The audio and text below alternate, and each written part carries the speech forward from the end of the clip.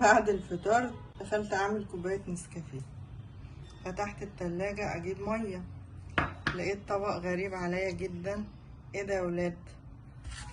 لقيت شخص ما بيضحك وعارف نفسه، قال لي ده القنبله. قلت له ما القنبله؟ قال لي دي اللي بعد القشطوطه، ده الانتاج اللي بعد القشطوطه. تعالوا نكتشفها مع بعض. دي ايه بقى؟ دي كنافه، ده تفاح وكنافه تاني. ايه ده؟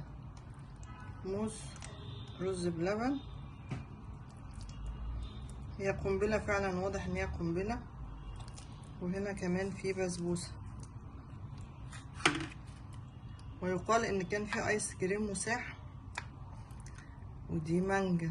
فهي فعلا قنبله، بس انا مضطر اخد معلقه مع النسكافيه واقول لهم يعني حسبي الله ونعم الوكيل. طول النهار والليل واقفين لهم في المطبخ، وبعدين نلاقي قنبله في التلاجة. بس عايزه اقول لكم يعني ان انا ما بشجعش الحاجات دي قوي، بس يعني ايه، من ان لاخر مفيش مانع ان هم يجيبوا من ورايا حاجه.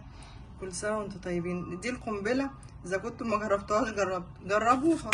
واذا كنتوا عايزين تجربوا القشطوطه، فهي عباره عن طبقه كيك رفيعه عليها رز بلبن برضو، وعليها ايس كريم، وعليها مانجا. ودمتم ودام علينا رمضان بخير ورحمته وبركته، يعدي علينا كلنا بالخير يا رب. وادي القنبله، وادي النسكافيه، ورمضان كريم علينا جميعا.